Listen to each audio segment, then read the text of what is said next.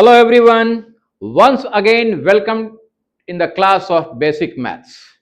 This is the 15th video lecture on your basic math for the preparation of NEET and JEE students. So dear students, as I have promised you that I will continue for the practice session of vector mathematics. So this will be the practice session. In previous two video lecture I have covered 15 problems and today just I will continue for next. तो चलिए without wasting our time will start question number 16 की बात करने जा रहे हैं. So question number 16 कह रहा है कि भाई a particle is moving on a circular path, means this is the problem of the circular path. A particular moving on the circular path with a constant speed v.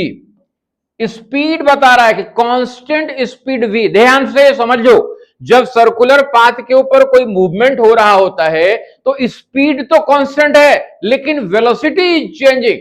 Velocity बदल रहा होता है. क्यों वेलोसिटी बदल रहा होता है? क्योंकि डायरेक्शन बदल रहा होता है.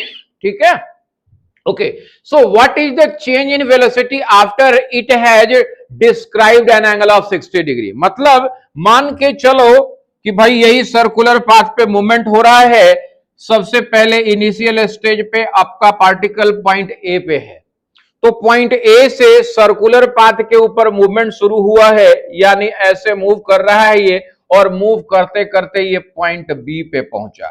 जब ए से बी पे पहुंचा तो सेंटर पे जो एंगल डिस्क्राइब हुआ है क्वेश्चंस के अकॉर्डिंगली वो कितना है? 60 डिग्री का एंगल है.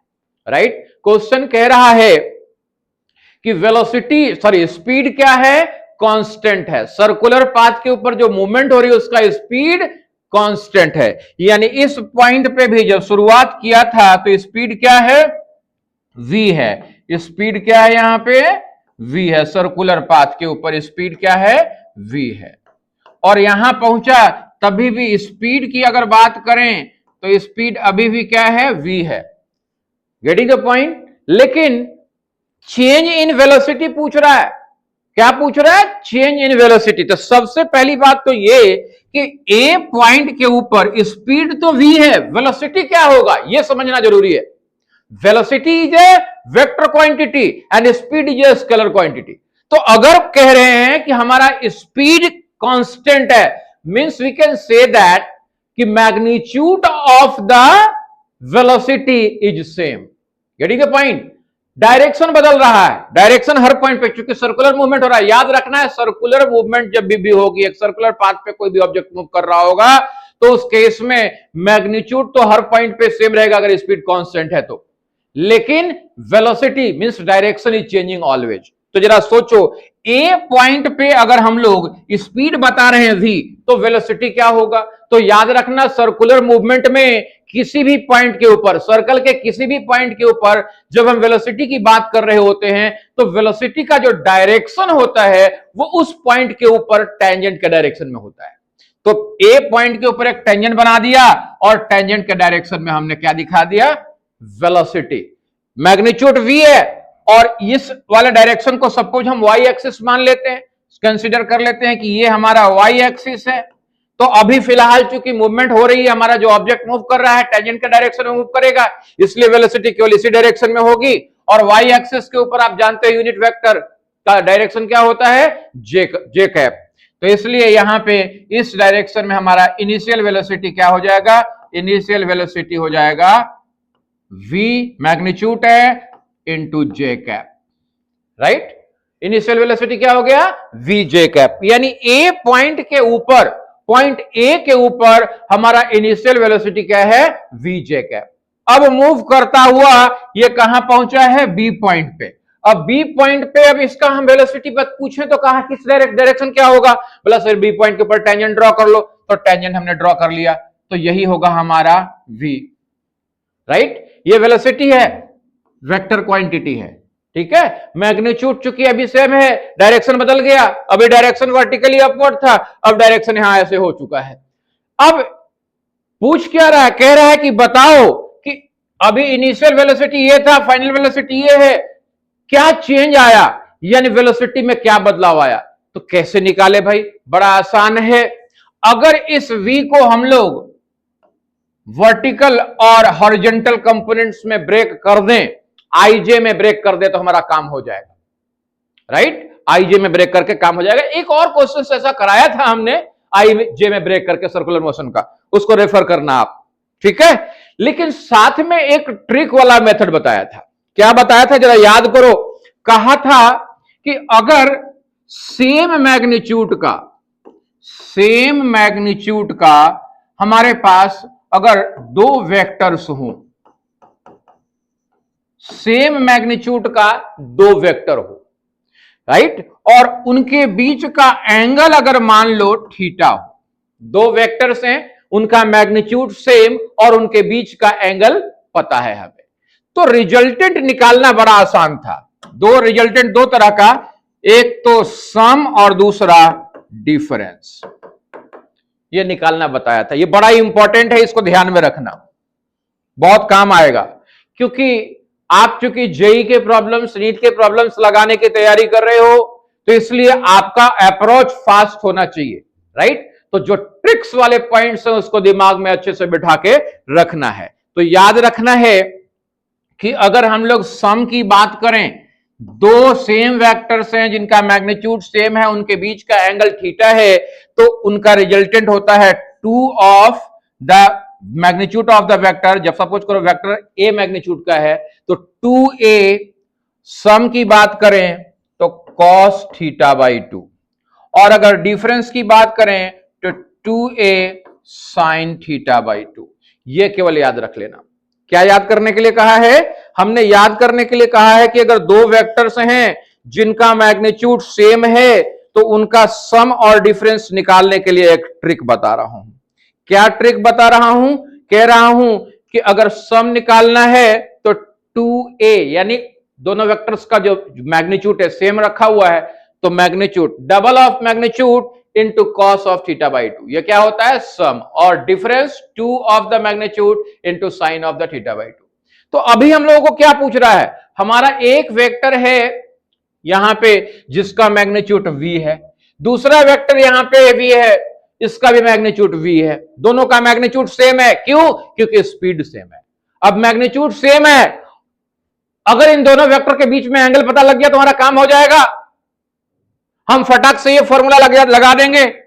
डिफरेंस पूछ रहा है, change in velocity. Change in velocity का मतलब है कि वेक्टर जो फाइनल वेलोसिटी है minus initial velocity, change in velocity निकालना है, यानी फाइनल माइनस इनिशियल।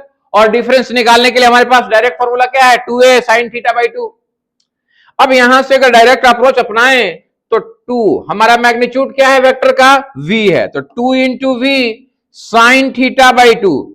अब यहां पे थीटा कितना है? Angle 60 degree. बोला सर ये दोनों वेक्टर के बीच में तो एंगल नहीं है। यही मेन समझने वाला पॉइंट है, जरा समझने की कोशिश करना। जरा देखो, अगर ये वाला एंगल 60 डिग्री, अब जरा देखो, अगर इसे ध्यान से देखो, अगर आप ये एंगल 60 डिग्री, तो अगर मान लो हम लोग यहां पे बात करें, ये वेक्टर हमारा ये है पहला वाला और दूसरा वेक्टर ये है, इन्हीं दोनों के बीच में, यानी अगर इस वेक्टर की बात करें तो ये वाला वेक्टर और ये वाला वेक्टर, वेक्टर के बीच का एंगल क्या होता है? Angle between tail to tail. तो यही वाला एंगल पता करना है हम लोगों को। अगर ये एंगल पता लग गया, यही दोनों वेक्टर के बीच का एंगल है, तो हमारा काम हो जाएगा। फटाफट देखो जरा, ये टेंजेंट है इसलिए ये वाला एंगल कितना? 90 डिग्री। ये भी टेंजेंट है इसलिए ये वाला एंगल कितना? 90 डिग्री। और ये क्या बन रहा है? एक क्वाड्रिलेटरल बन रहा है। अब आप जानते हो कि क्वाड्रिलेटरल के चारों एंगल्स, इंटरनल एंगल्स का सम क्या होता है? 360। तो भैया 90 प्लस 90 प्लस 60 प्लस ये वाला एंगल मिलाओगे तब जाके क्या बनना चाहिए? 360। तो 90 90 180 तो हो गया, और ये 60 है, तो डेफिनेटली ये वाला एंगल कितना बनेगा? 120 का, राइट। बोला सर हमें तो ये एंगल चाहिए। बोला देखो ये तो स्ट्रेट लाइन है, स्ट्रेट लाइन के ऊपर ये लाइन, तो अगर ये 120 है तो ये वाला एंगल कितना होगा बेटा? 60 डिग्री। बस काम हो गया, काम हो गया हमारा। हमें पता लग गया कि हकीकत में जो सेंटर के ऊपर डिस्क्राइब हो रहा था वही एंगल दोनों वेक्टर्स के बीच में डिस्क्राइब हो रहा है, राइट। तो हमने क्या करना है? 2 into magnitude of the same vector into sine of the angle between them by 2, यानी 60 बाई 2, 2v साइन 30। साइन 30 की वैल्यू कितनी होती है बेटा? साइन 30 की वैल्यू 1/2। 2 और 2 कैंसिल, क्या आ गया? v। Means what will be the correct answer? Correct answer is c. Is it clear? ये तो शॉर्टकट तरीका हो गया, ये तो तरीका शॉर्टकट हो गया। बोला नहीं सर हम शॉर्टकट तरीका से नहीं करना चाहते, हम तो पूरा प्रोसीजर बताओ कि हकीकत में हुआ कैसे है। चलिए, तो हकीकत में हुआ कैसे ही हम बताने जा रहे हैं, लेकिन सबसे पहले ये दिमाग में अच्छे से ये ट्रिक बिठा लेना बेटा। क्या ट्रिक बताया? कि सेम मैग्नीट्यूड के दो वेक्टर्स हैं, सेम मैग्नीट्यूड के दो वेक्टर्स हैं, उनके एंगल के बीच, उनके बीच का एंगल थीटा है, तो सम क्या होगा? Double of the magnitude into cos theta by 2, और डिफरेंस क्या होगा? Double of the magnitude into sine theta by 2। ये बातें याद रख लेना। चलिए, अगर ये बातें याद हो गई है तो चलते हैं हम लोग इसके आगे। सेकंड जो सबसे मतलब कह सकते हैं कि प्रोसीजरल मेथड है, उस मेथड से कैसे होगा ये चीज समझने की कोशिश करते हैं। यानी चीज आया कैसे? ये जो ट्रिक मेथड से कर लिया हम लोगों ने, अब जनरल मेथड। हालांकि प्रीवियस क्वेश्चंस में मेरे को जहां तक ध्यान है आपको ये चीज कराया हुआ है। चलिए देखते हैं। सबसे पहले हमने कहा कि हमारा जो वेक्टर है, हमारा इनिशियल वेलोसिटी जो है वो क्या है? V j cap. इतनी बात तो समझ में आ गई।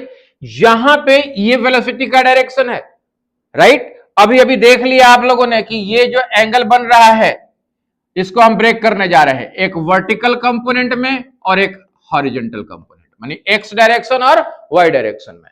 ये भी एक्स डायरेक्शन था, इसको हमने एक्स माना हुआ है, इसको वाई माना हुआ है, तो ये वाला लाइन इसके पैरेलल, इसलिए ये वाला एंगल कितना हो गया? 60 डिग्री। अब ये एंगल 60 डिग्री, चूंकि ये पूरा 90 है तो ये क्या हो गया? 30 डिग्री। अगर ये 30 तो ये क्या हो गया? 60 डिग्री, राइट? जरा सोचो, हमने किसी भी वेक्टर को दो म्यूचुअली परपेंडिकुलर डायरेक्शन में ब्रेक करने का कॉन्सेप्ट बताया हुआ है। कोई भी वेक्टर है हमारे पास, अगर इसको म्यूचुअली परपेंडिकुलर वेक्टर में ब्रेक करना चाहते हो, अगर ये v है, इसे ब्रेक करना चाहते हो थीटा डिग्री के एंगल पे, तो एंगल के साथ वाला क्या हो जाता है? v cos थीटा, और एंगल के अपोजिट दूर वाला क्या हो जाता है? v sin theta. ये बताया है, ध्यान में है ये चीजें, बस यही करने वाले। यहां पे हमारे पास ये वेक्टर v है, वेक्टर v। इस वेक्टर v को हम लोग दो म्यूचुअली परपेंडिकुलर डायरेक्शन में ब्रेक करने जा रहे हैं, एक y डायरेक्शन में, तो y डायरेक्शन में v ब्रेक होकर के कितना हो जाएगा भाई? v, अगर ये 60 डिग्री वाला एंगल ले रहे हैं तो v cos 60, लेकिन चूंकि y डायरेक्शन में ले रहे हैं इसलिए इंटू j कैप। और x डायरेक्शन में क्या होगा? v sin 60, चूंकि एंगल से दूर वाला ले रहे हैं, 60 ले रहे हैं ना, इसलिए v sin 60 into minus j cap, sorry minus i cap. Sir I cap यहां पे माइनस क्यों ले रहे हो?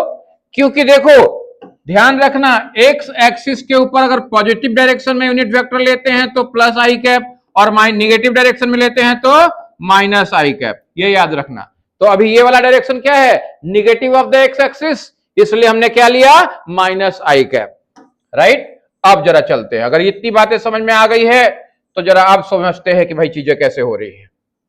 अब जरा ध्यान से देखो, हमारा जो फाइनल वेलोसिटी है, यानी चेंज इन वेलोसिटी कैसे निकालेंगे भाई? चेंज इन वेलोसिटी कैसे निकलेगा? Final velocity minus initial velocity, यही निकलेगा। फाइनल वेलोसिटी क्या हो रहा है? फाइनल वेलोसिटी के दो कंपोनेंट, पहला component v cos 60, v cos 60 j cap, minus, ये माइनस वाला साइन ले लिया, minus v sin 60 i cap. Clear है? ओके, ये हो गया क्या? ये तो फाइनल वेलोसिटी हो गया। इनिशियल वेलोसिटी क्या था? v j कैप, तो इसमें से घटाना होगा v j कैप, राइट? अब जरा वैल्यू रख लेते हैं हम लोग। cos 60 की वैल्यू, cos 60 की वैल्यू कितनी होती है? याद करो, 0 1 2 3 4, 60 की बात करनी है, 0 30 45 60, यानी √3/2, तो v into √3/2 j cap, right? Minus v sin 60, sin 60 अभी भी आपने देखा, सॉरी cos 60 की बात कर रहे हैं, ये गलत हो चुका है, ये गलत हो चुका है बेटा, ध्यान से ध्यान से ध्यान से ध्यान से ध्यान से।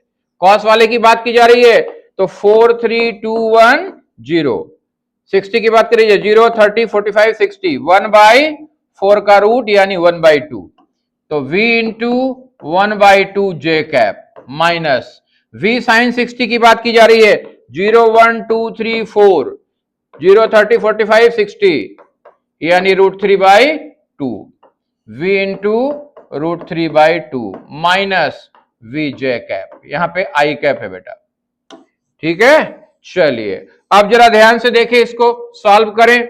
यहां पे क्या आ रहा है, v/2 j cap minus v j cap, ये j कैप वाले को एक साथ रख लिया हमने, minus v into √3/2 i cap, यही आ रहा है।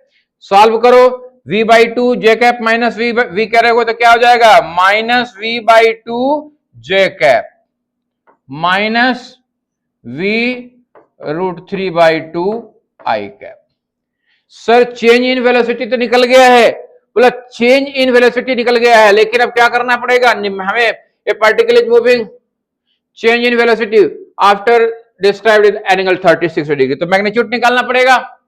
मैग्नीट्यूड कैसे निकालेंगे, तो ये तो चेंज इन वेलोसिटी हो गया, लेकिन मैग्नीट्यूड कैसे निकलेगा, यहां मैग्नीट्यूड दिया हुआ है, तो मैग्नीट्यूड निकालने के लिए याद रखो, अगर हमने दिया हुआ है कि भाई सपोज करो a i cap plus b j cap plus c k cap, अगर कोई भी हमारे पास वेक्टर है तो इसका मैग्नीट्यूड निकालने के लिए क्या बताया था, √a² plus b² plus c² कर देते हैं। तो यहां पे क्या है, यहां पे हमारे पास minus v/2 j cap minus v √3/2 i cap है, तो इसका मैग्नीट्यूड निकालने के लिए कैसे निकालेंगे, यानी चेंज इन वेलोसिटी का मैग्नीट्यूड कैसे निकलेगा, मैग्नीट्यूड निकालने के लिए इसका रूट निकाल लो।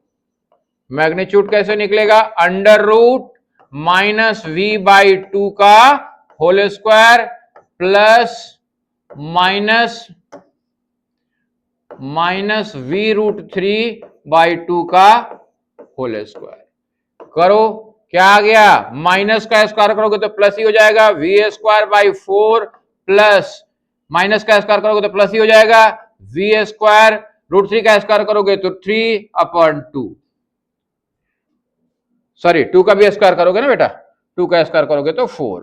अब क्या हो गया, √ v²/4 plus 3v²/4, 4v²/4, 4 4 cancel, √v², क्या आ गया, v।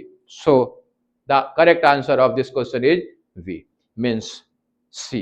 Okay, come to the next, अगले पे चलते हैं। तो ध्यान रखना इस क्वेश्चन की बात, सर्कुलर मूवमेंट जब भी होगा तो इस बात को याद रखना, राइट, कि सर्कुलर मूवमेंट में स्पीड हर पॉइंट पे, सर्कल के हर पॉइंट पे स्पीड क्या होता है, सेम होता है, means you can say that magnitude of the velocity will same but direction is always changing. चलिए कम टू द नेक्स्ट, अगला प्रॉब्लम कह रहा है the angle between two vectors, दो वेक्टर्स दिए हुए यहां पे और कह रहा है इनके बीच का एंगल बताइए। जरा ध्यान से देखो, दो वेक्टर्स दिए हुए हैं तो आपका इनके बीच का एंगल पता करना है, एंगल कितना है।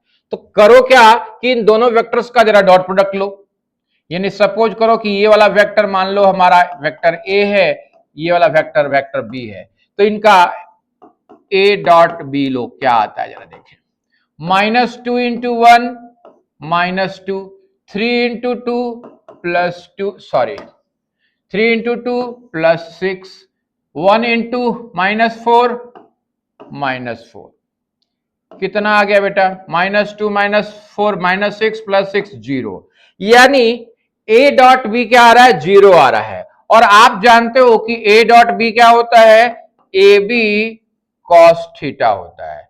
तो भैया चूंकि ए बी कॉस थीटा 0 हो रहा है और ए बी तो 0 है नहीं, कॉस थीटा ही 0 होगा, इसलिए कॉस थीटा क्या हो गया, 0। और कॉस 0 कितने पे होता है, कॉस 0 होता है हमारा, जल्दी से बताओ कॉस 0 कितने पे होता है, इंक्रीजिंग या डिक्रीजिंग, साइन जो है इंक्रीजिंग और कॉस क्या है डिक्रीजिंग, तो कितने पे होता है, π/2 पे। हालांकि पाई बाई टू का ऑड मल्टीपल भी होगा तभी भी, और पाई बाई टू पे ये 0 हो जाता है। तो पाई बाई टू का मतलब क्या होता है? पाई बाई टू का मतलब होता है 90 डिग्री। तो b is the correct answer of this question. Is it clear? Come to the next, अगले पे आते हैं। अगला क्वेश्चन कह रहा है कि what is the angle between P plus Q vector. एक वेक्टर है, मतलब vector P plus vector Q का मतलब क्या है? वेक्टर P और Q का रिजल्टेड, वेक्टर P और Q का रिजल्टेड। और कह रहा है कि what will be the angle between vector P plus Q and P cross Q bar, cross product. यानी जरा सोचो, अगर हमारे पास मान लो ये वेक्टर है, ये वेक्टर है, ये वेक्टर सपोज करो वेक्टर A है और ये वेक्टर B है, तो रिजल्टेंट क्या होगा बेटा? यही होगा, यही वेक्टर होगा, वेक्टर A प्लस बी यही वाला आएगा, वेक्टर A प्लस बी। लेकिन अगर मैं पूछूं कि बेटा vector A cross vector B क्या होगा? Sorry, vector A cross vector B क्या होगा? तो भाई वेक्टर A क्रॉस B हकीकत में वेक्टर A और वेक्टर B दोनों के ऊपर एक ऐसा वेक्टर होगा जो परपेंडिकुलर होता है, क्योंकि क्रॉस प्रोडक्ट सिखाया था कि A cross B is equal to nothing but a b sine theta into n cap. N cap क्या है? Normal vector.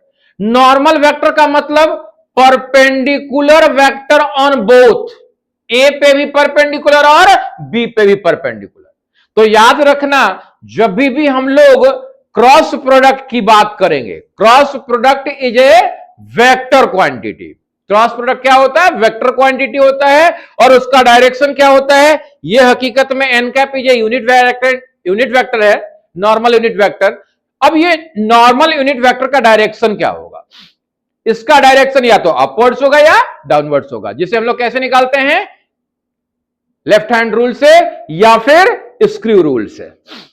लेकिन यह तो तय है कि जो रिजल्टेंट वेक्टर होता है हमारा A क्रॉस B का, वो हकीकत में A और B दोनों वेक्टर के ऊपर परपेंडिकुलर होता है, यानी उनके बीच का एंगल पाई बाई 2 होता है। ये तो तय है। तो यहां पे जरा सोचो, समझने वाली बात है, लॉजिकल क्वेश्चन है।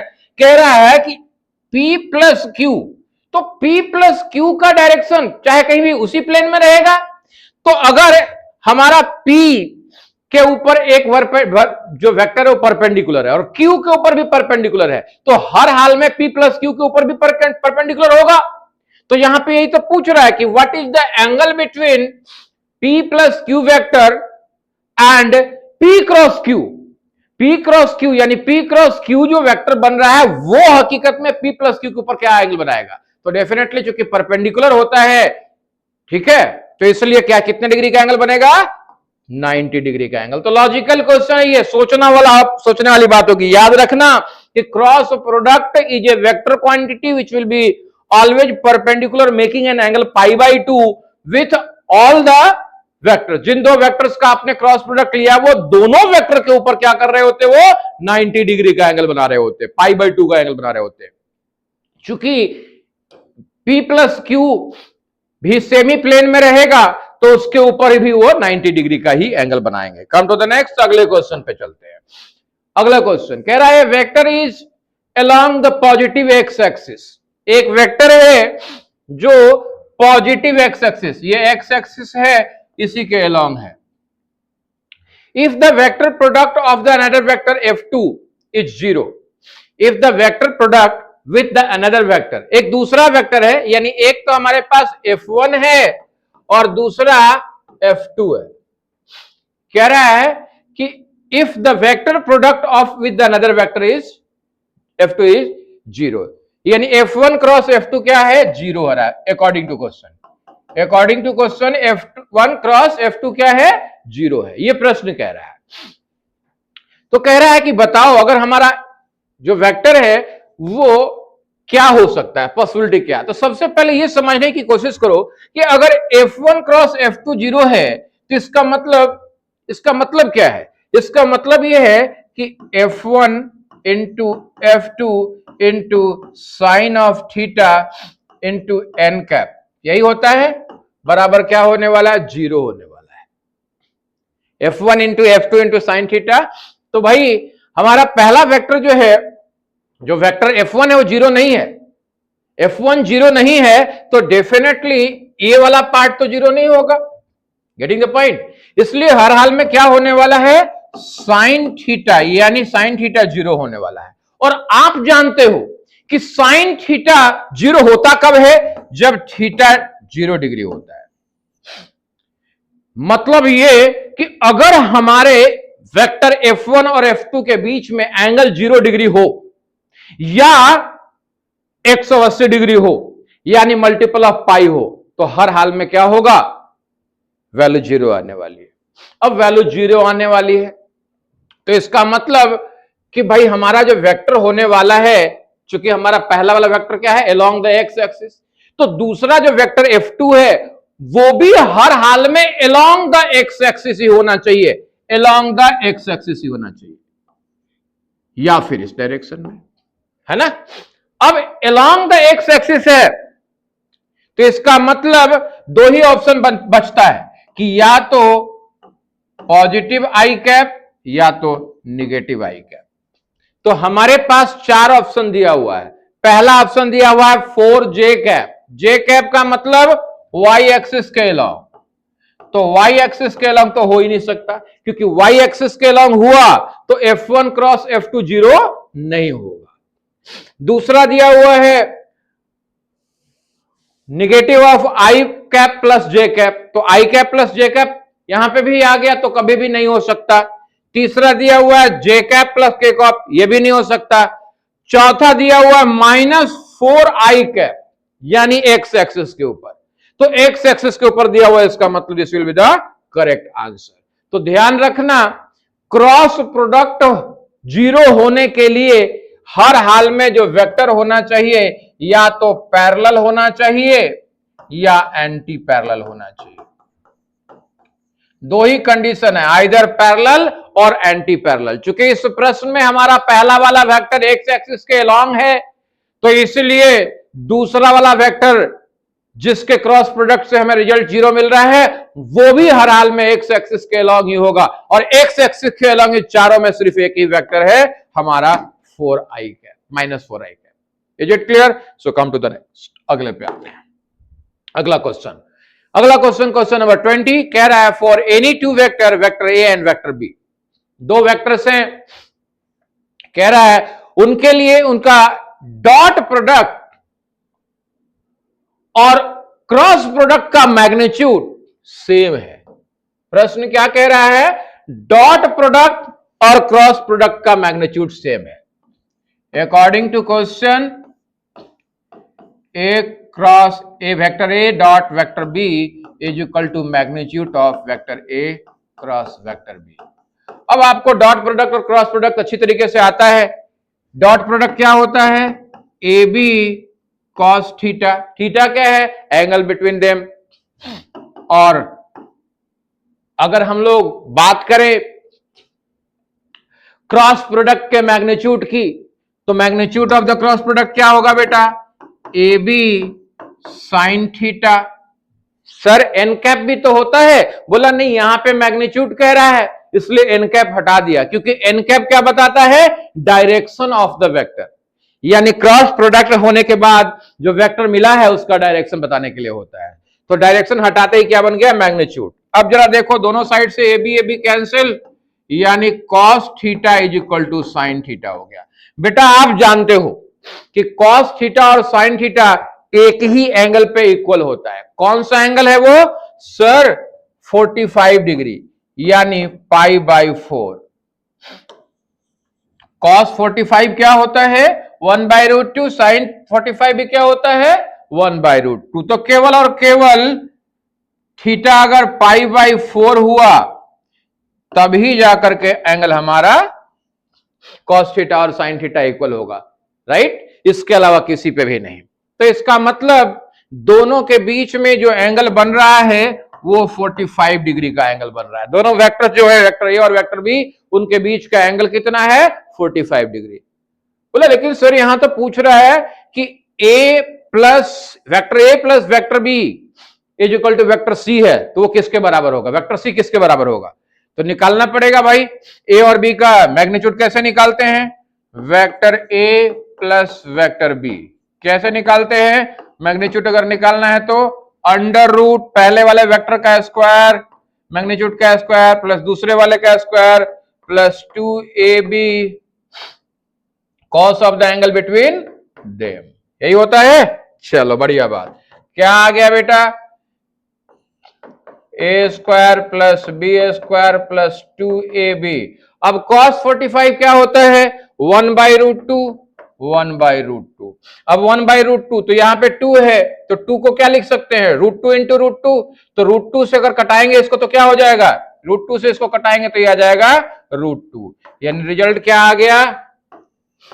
ए square plus b square plus 2ab sorry √2ab।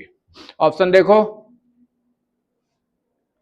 D option, a square plus b square plus 2√ab। This will be the correct answer of this question. Is it clear? So come to the next, अगले पे आते हैं। अगला question कह रहा है unit vector along a direction i cap plus j cap plus k cap has a magnitude. जरा ध्यान से समझो, कह रहा है यूनिट वेक्टर, अरे भैया यूनिट वेक्टर का मैग्नीट्यूड क्या होगा? यूनिट वेक्टर है तो डेफिनेटली यूनिट वेक्टर है तो उसका मैग्नीट्यूड 1 ही तो होगा। कोई कैलकुलेशन की जरूरत है क्या?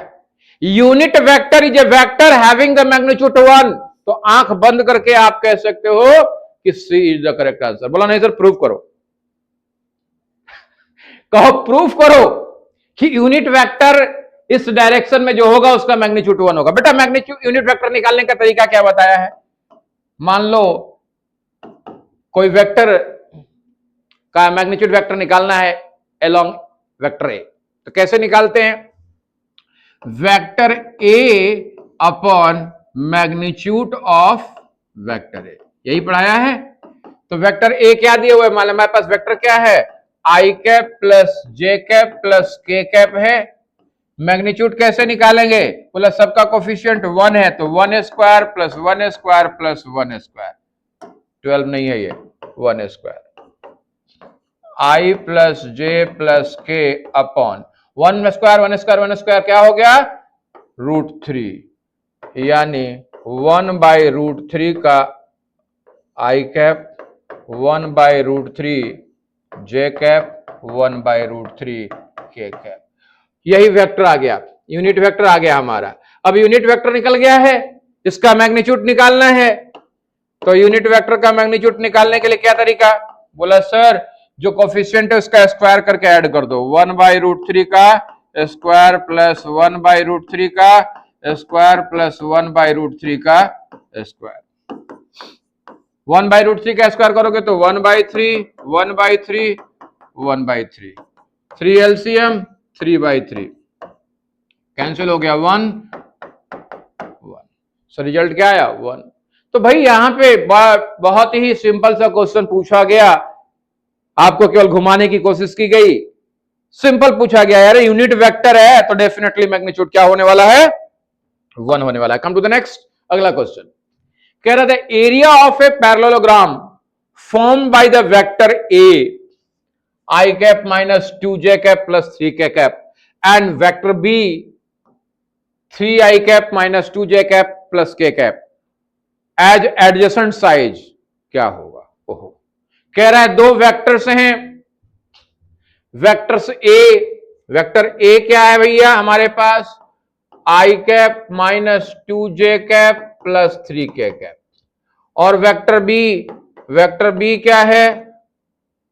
3i cap minus 2j cap plus k cap है। दो वेक्टर्स हैं, उन्हें पैरेललोग्राम का एडजेसेंट साइड कंसीडर किया गया है, राइट? कह रहा है कि बताओ इन दोनों वेक्टर से जो पैरेललोग्राम बनेगा उसका एरिया क्या होगा, ये वाला पार्ट। तो आप जानते हो area of a parallelogram, area of parallelogram कैसे निकलता है भाई?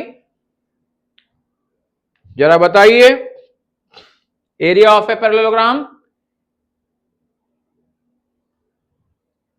बेस इंटू हाइट, ठीक है, बेस इंटू हाइट। तो भैया हाइट कैसे निकलेगा, जरा सोचो, इसी के लिए तो वेक्टर कराया है। जरा देखो, अगर सपोज करो ये वाला एंगल थीटा है, अगर मान लो कि इनके बीच का ये एंगल कितना है, थीटा है। अगर ये एंगल थीटा है, अगर ये एंगल थीटा है, तो ये वाला पार्ट कितना होगा बेटा, समझने की कोशिश करो। ये तो दिया हुआ है, ये पता है हमें ए, ये पता है, ये पता करना है। तो ये क्या है, हाइपोटेनस, ये परपेंडिकुलर हाइट निकाल रहे हैं यानी एच। तो बताइए sine theta is equal to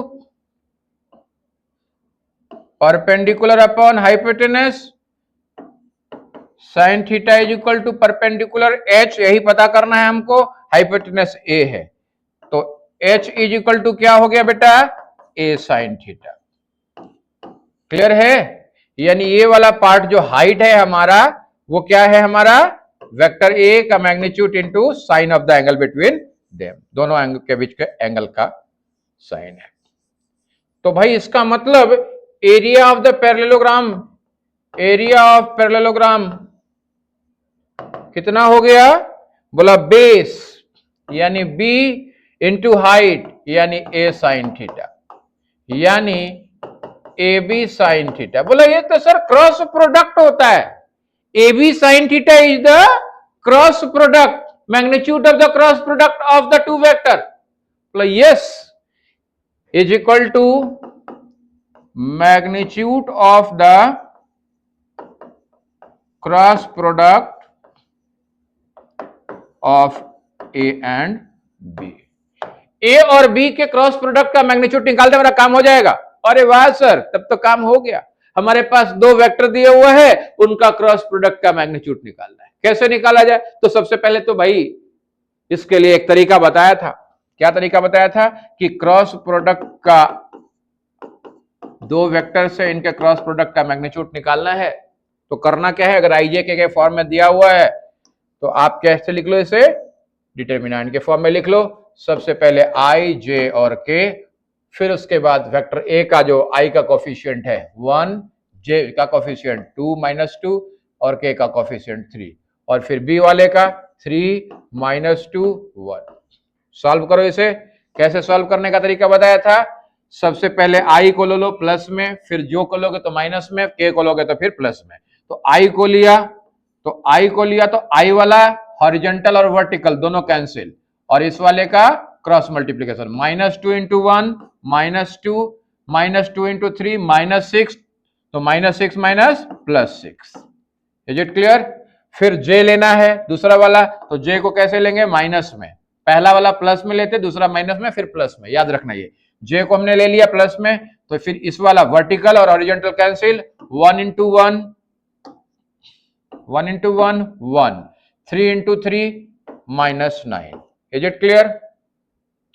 okay, अब के का लेना है प्लस के लिए के वाला साइड कैंसिल, वर्टिकल और हॉरिजॉन्टल, 1 × -2 -2, 3 × -2 -6 -6 प्लस +6, कितना आ गया बेटा, -2 + 6 4, 4i, i cap 4i cap, 1 - 9 -8, minus into minus plus 8 J cap, -2 + 6 4, 4 × k plus 4k cap. तो भैया इसका मैग्नीट्यूड कैसे निकालें, बड़ा आसान, बार बार सीखा है हमने कि अगर मैग्नीट्यूड निकालना है, यानी a क्रॉस b का मैग्नीट्यूड, यानी जो रिजल्टेंट वेक्टर निकाला है उसका मैग्नीट्यूड निकालना है, तो क्या करना है, √of i के कोफिशिएंट का स्क्वायर यानी 4a² प्लस j के कोफिशिएंट का स्क्वायर यानी 8a² प्लस k के कोफिशिएंट का स्क्वायर यानी 4a²। स्क्वायर करो, कितना हो गया, 4 4 जा 16, 8 8 जा 64, 4 4 जा 16, कितना आ गया, 64 6 70 10 80 90 96 96, √96 कोई ऑप्शन नहीं है, 4√96। ओके, इसे हम लोग क्या लिख सकते हैं, √16 × 6 लिख सकते हैं, 16 छक 96। ओके, और 16 का अगर अंडर रूट करेंगे लेंगे तो क्या आ जाएगा 4 और अंडर रूट 6 रहने दीजिए, तो क्या आंसर आ गया 4 root 6 means 4 root 6 is the correct answer of this question. Is it clear? So I hope that all these questions are clear to you. Just do the practice, and then after, if you are facing any problem, definitely you can send the comment in comment box.